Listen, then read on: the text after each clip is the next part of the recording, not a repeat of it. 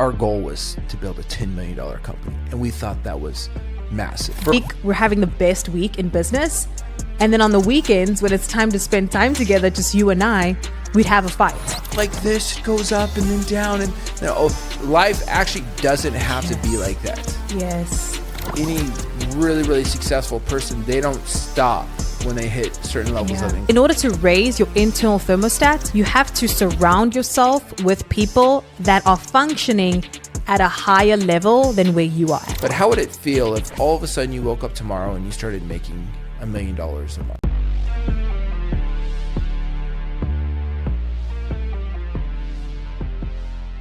Welcome to the Takeover with Tim and Cindy, where we show you how to dominate every area of life and business. Let's get winning.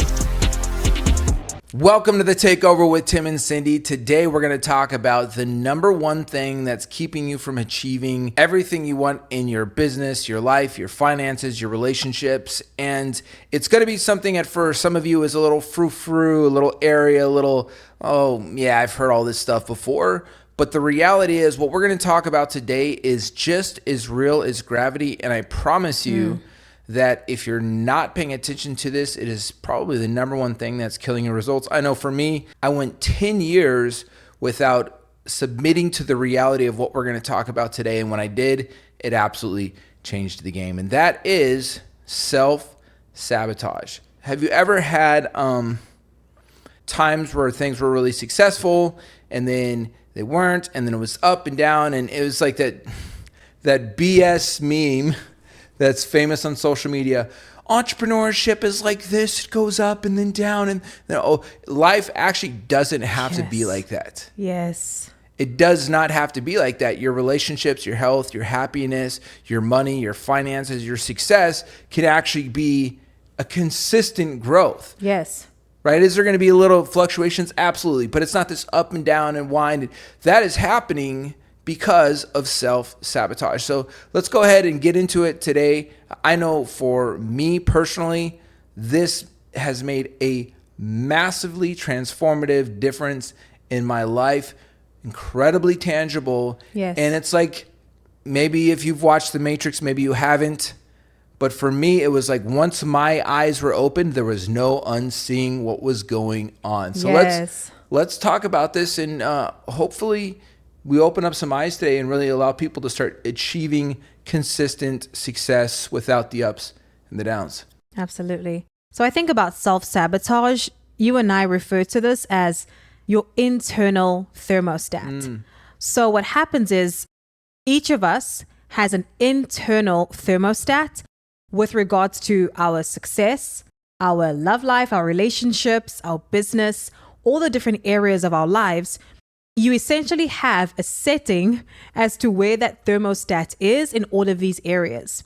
And once you start to reach the limit of what you think you can achieve in your success, on the amount of love you feel like you can receive, the amount of how well you can do in your health and your relationships, all of it. When you start to reach the limits of that, what actually starts to happen subconsciously is your mind wants to return back to comfort. So what you end up doing is self-sabotaging yourself so that you can fall below that internal thermostat and go back to what is comfortable. And a lot of people will term this like your upper limit problem, right? You reach a certain level of success. Internally, your subconscious is like, we're at the limits. Let's go back. Let's go down. Let's go back to comfort. And that is why we'll see these ups and downs in success, in your love life. You have an amazing relationship, and then all of a sudden it's going really bad. You reach a certain level of success, all of a sudden you lose the money. It's because of your internal thermostat. And you and I saw this very tangibly in our marriage. We'd be doing amazing in business, absolutely killing it, doing amazing with our revenue, our team. During the week, we're having the best week in business. And then on the weekends, when it's time to spend time together, just you and I, we'd have a fight. And this was consistently weekend after weekend after weekend. On the one day that we take off, because we take one day off, we'd have the worst day because we'd be doing really well in business, but in our relationship, we'd always have an issue every single weekend. When I mean consistently, it was consistent. Like clockwork. Like clockwork, every weekend. The better the business, the bigger the fight. Yes. Yes. And we'd be doing great in business because when you and I are focused, we're in the workplace, we're here to dominate. It's not even a question.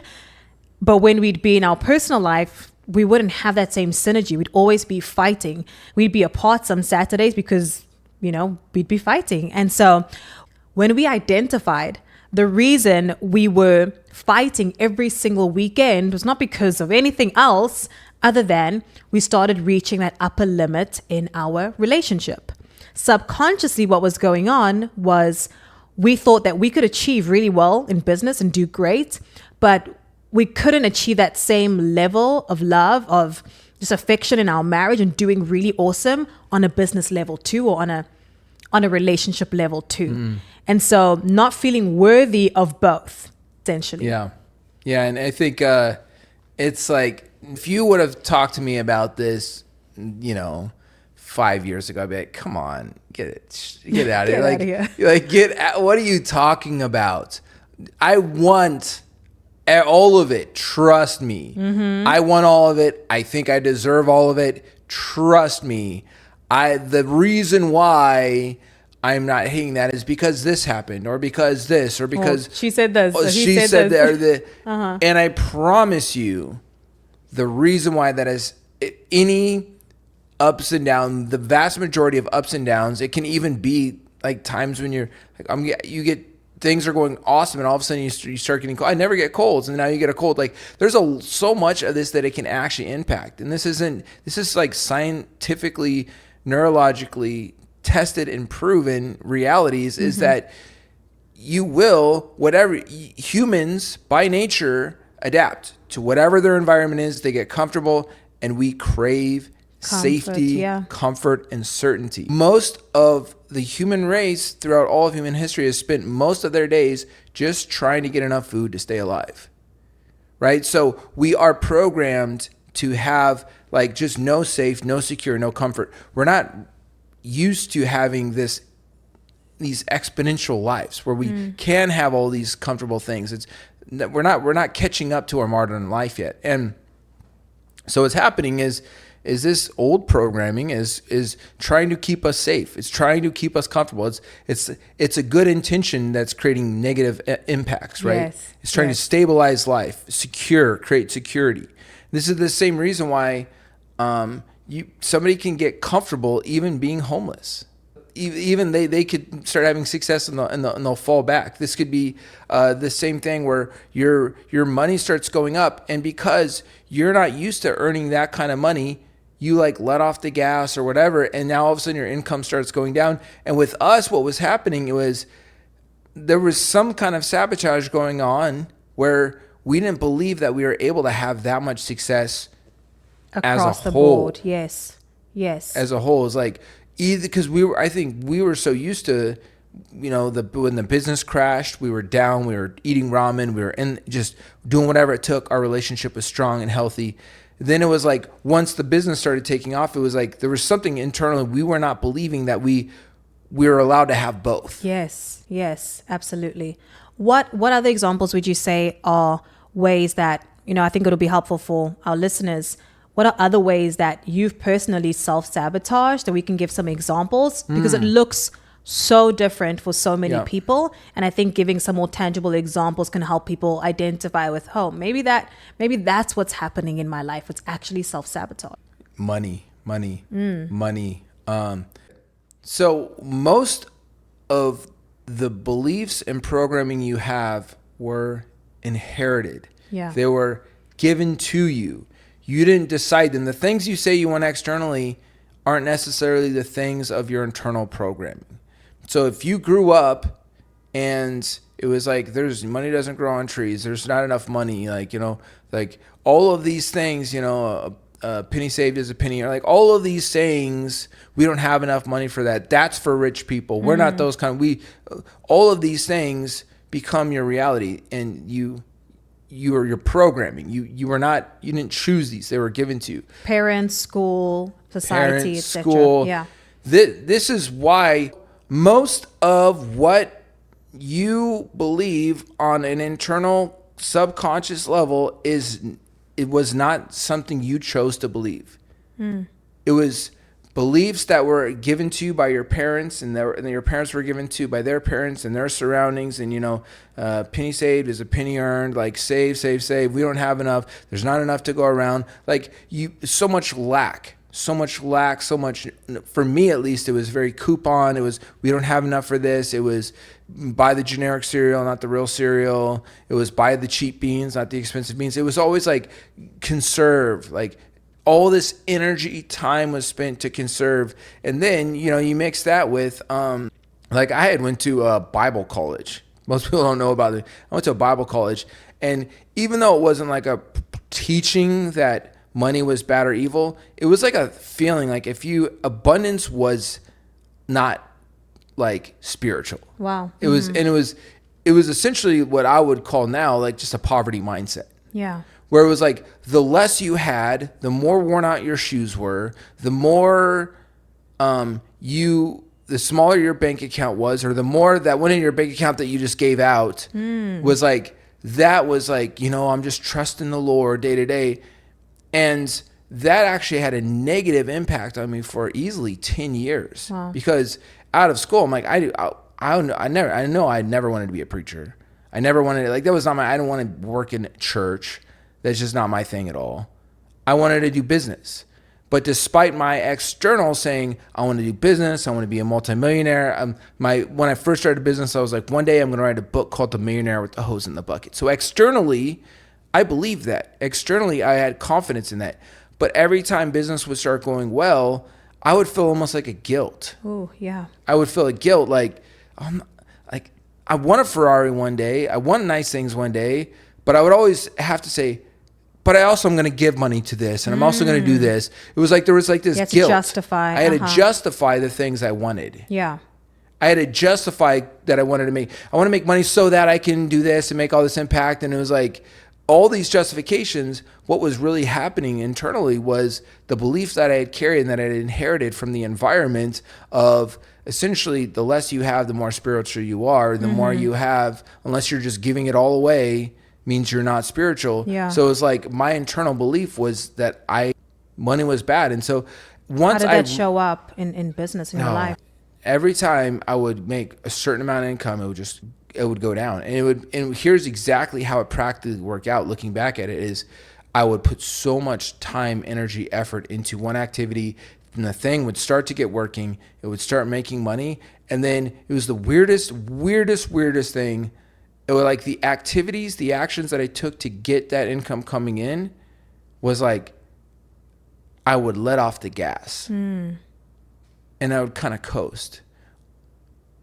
And then it would keep working for a while, whether this was with my detailing business, with the SEO company I ran, the training company I was running. This was over a period of a decade. Yeah. 3 different companies. It was always, I'd let off the gas, I wouldn't feel as motivated, and then it would work for a while, and then it would go back down. And then when it would go back down to, then my new comfortable would start getting slightly elevated. I'd start getting used to eating in new restaurants.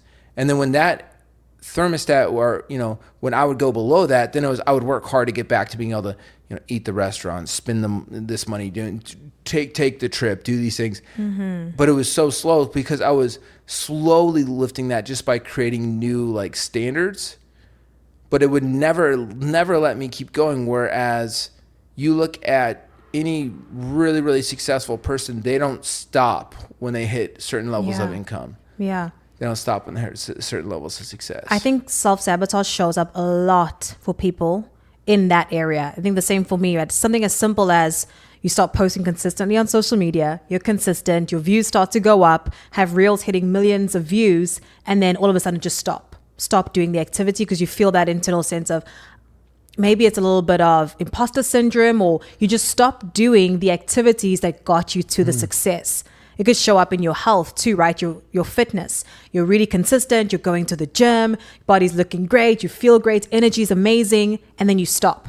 You let off the gas. You stop doing the activities that got you to that success. And essentially what that is, it's just self-sabotage, right? Your internal thermostat, as you were mentioning, it's set at that level that you can have this much money. And when you get close to that or you reach that, you let off the gas. You stop doing the activities that got you to that place. And it shows up in so many different areas in that way. Yeah. Money, health, your fitness. If you see yourself as an overweight person getting in shape, you're going to get in shape. But if you still believe you're an overweight person, your thermostat is that I'm an overweight person that lost weight, you're going to go back to the overweight person. Whereas, my metabolism's not great.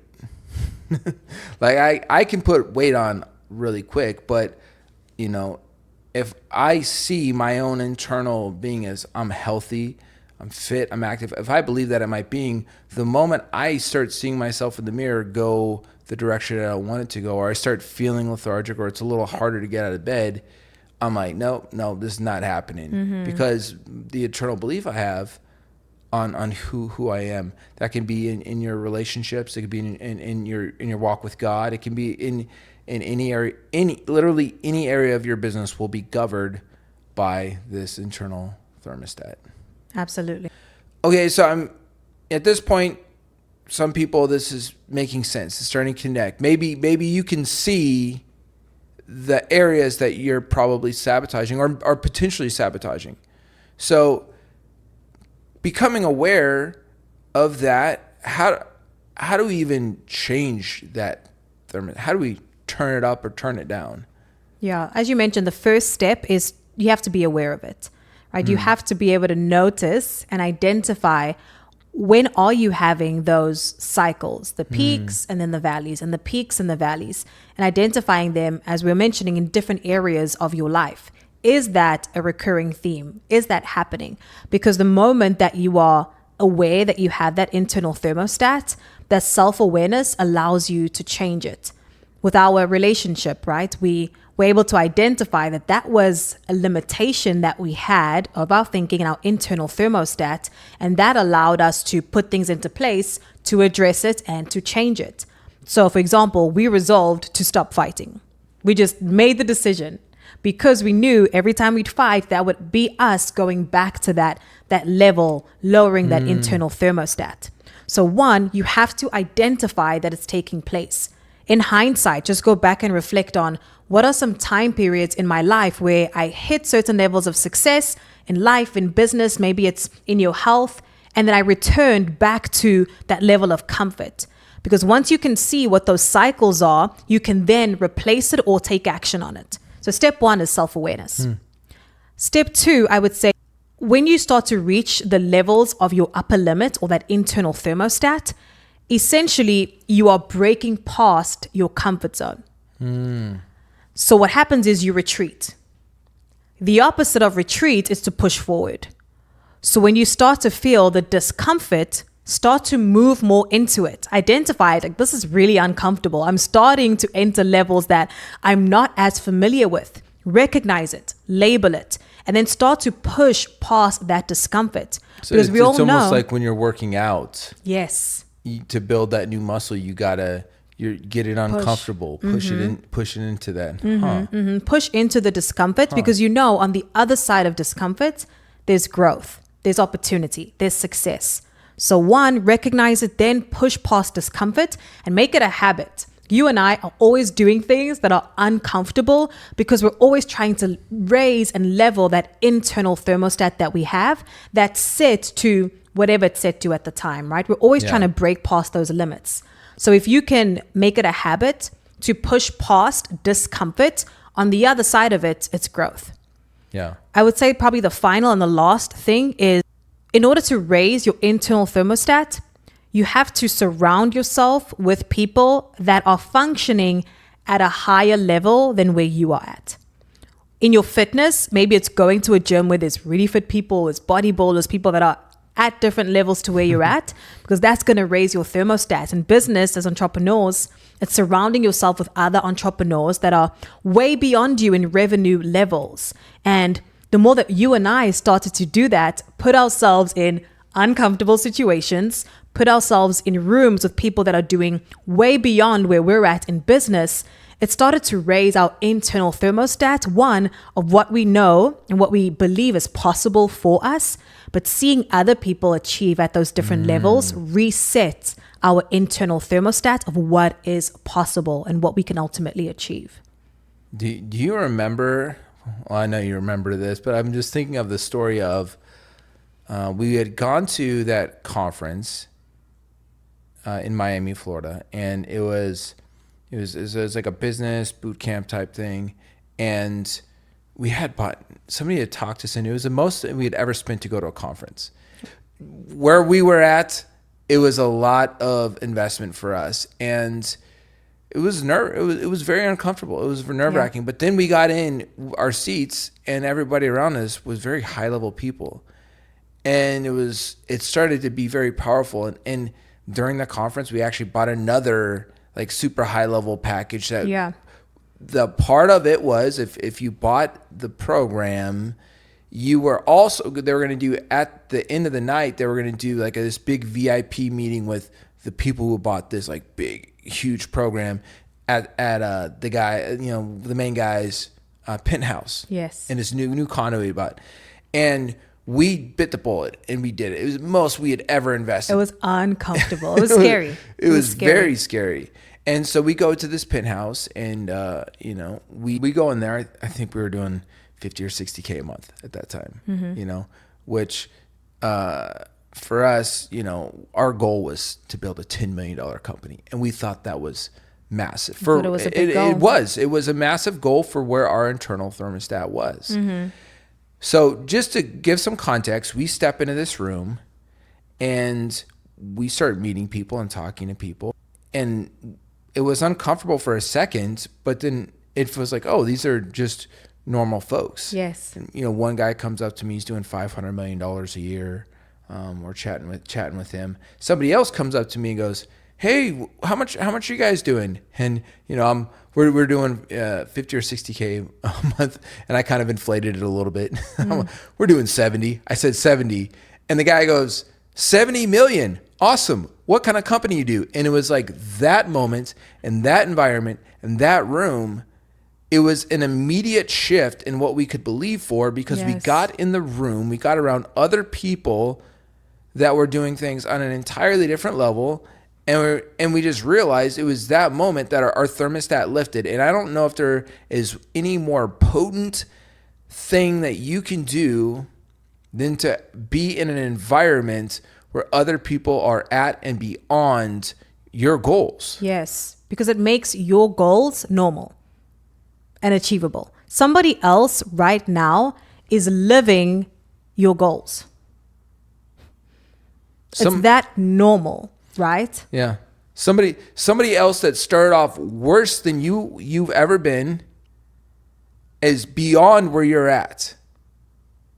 And if you get in the room where you can meet people that are no smarter than you, they didn't have a better setup than you, they didn't have money handed to them, they actually started off in a worse situation than you, and you get around that person and you talk to them, your belief in an instant will go through the roof. And I know for us, that was the consistent breakthrough after breakthrough after breakthrough, was always getting into those rooms. Yes. So it's two things. One, it's recognizing when you are hitting the upper limits of your internal thermostat so that you can recognize self-sabotage when it happens. And the second is raising that internal thermostat. Yes. So whatever your internal thermostat is at right now, you have the opportunity to actually elevate that and raise it so that your new normal, your new comfortable, the new possibility of what is available to you is on a whole different level. And you do that by surrounding yourself with people that are at completely different levels to where you are, because it normalizes that internally in your subconscious. It needs that reprogramming of what's normal. Your new comfort level is completely different when you see other people functioning and operating on different levels. It normalizes it for you. That if you think you're crazy as an entrepreneur, you are. But what's fun is to be around other people that are crazy Other too. crazies. There's nothing like it. And so what's maybe one more, because that is not something you're going to necessarily do every day. You're not going to go to an event every day. And your friend circle, you do want to start making sure that those are people that are at or beyond where you're at. Always reach up. But also just day to day, is there anything that somebody could put into their routine that will allow them to just, as another tool, start practically raising their thermostat or their belief is? Yeah. Great tools, I would say visualizing, writing out your goals, reminding yourself of the high level person that you want to be, what your goals are daily. That helps you raise that internal thermostat. When you can visualize the person that you want to become, visualize the goals that you have for yourself in your mind, it starts to change subconsciously how you view yourself, what you believe to be true about yourself, and ultimately where you can go. Yeah. And so the more that you do that, repetition is so powerful. The more that you can repeat that picture of where you are going, visualizing, writing out your goals, repetition helps to reframe and reprogram that internal thermostat. So you and I, very simply, we wake up every day and we write out our goals. We visualize, what are we working towards? What are we achieving? Who is that person that we want to become? Because that's helping us day in and day out identify with that person. The shift in identity that happens when you can repeat that over and over again is really powerful. So that's a great way to raise that internal thermostat. Wow. It's this ability to see yourself, your potential, and start living in that reality now. Mm-hmm. And it's not just write it down. So you want to feel that. You want to, who is this person? You want to touch that. You want to taste that. What car do they drive? What house do they live in? Yes. Are they flying first class? Are they flying private? Are they hanging out with millionaires, billionaires, world leaders? Look like? Yes. Like, what does their circle look like? Oh, the more tangible this is, the more you can feel the emotion of it, the more powerful it is. And, one example I give that really kind of hits home with people is I ask this question: how would it feel, if you're listening to this right now, not sure where your income's at, but if it's above the number I'm about to say, then just imagine 10 times whatever your income is right now. But how would it feel if all of a sudden you woke up tomorrow and you started making $1 million a month? Again, if you're at $1 million a month already, just imagine 10 times whatever you're making right now. Now, how would that feel? How would life change? Would you take more time off? Would you vacation more? Would you kind of just relax and have fun? Okay, so now let's look at it. Let's look at if you're aware of who Jeff Bezos is, the guy Amazon, richest guy in the world, at least at the time of this recording. How do you think Jeff Bezos would feel if he woke up tomorrow and his company was only doing $1 million a month? He'd be very upset. He'd be pissed off. He would not be happy by any means. I agree. And I asked this question to a lot of people. The answer is generally he would be freaked out. He would probably kill himself. Everybody I've ever asked this to agrees that it would not be good. And then the follow-up question is, what do you think Jeff would be willing to do? What ends would he go to get his company back to where it's at right now? You do whatever it takes. Whatever it takes, however many hours, whatever risks, all that. So notice the same life, $1 million a month. Most people are going to answer, I would take more time off. I would vacation. I would let off the gas. Yeah. Let off the gas. Where on the other side, Jeff Bezos, if he got to that same standard of living, he would be compelled to work nonstop because where his internal thermostat's at. So way beyond, one of the easiest ways to recognize where is your true internal thermostat, where you will never be able to grow beyond or even sustain, is where is that income at which you would say, I would let off the gas and not work as hard. If I could get to this, or even if you find yourself hitting new levels of success and you find yourself, it's easier now, I can let off the gas.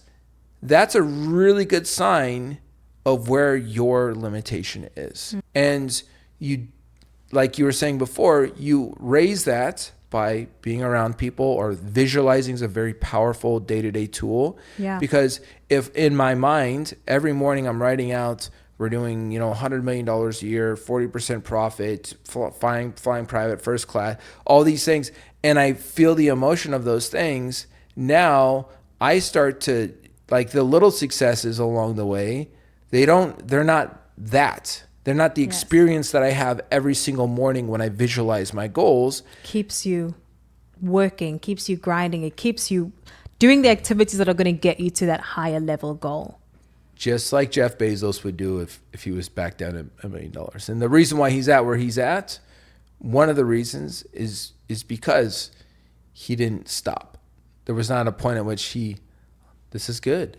I could just exit my company. Sell my company and just go drink margaritas on the beach, which, by the way, is only fun for about 2 weeks. And then you're just bored out of your mind. So we covered a lot in this episode, all on self-sabotage, how it shows up, what it might look like for you as well. I think a good question for people to think about, to ponder, the action that you can take after this episode is identify what are some areas that you potentially hit the height of what you thought success was, and then stop doing the activities. Because the moment I think you can identify that, you'll start to see how self-sabotage is showing up for you in your life, and then you can take the steps to change it. So, simple call to action. What are some ways that self-sabotage shows up for you? If you found value from this show, give us a rating. It helps so much. As usual, this is the Takeover with Tim and Cindy. Stay winning.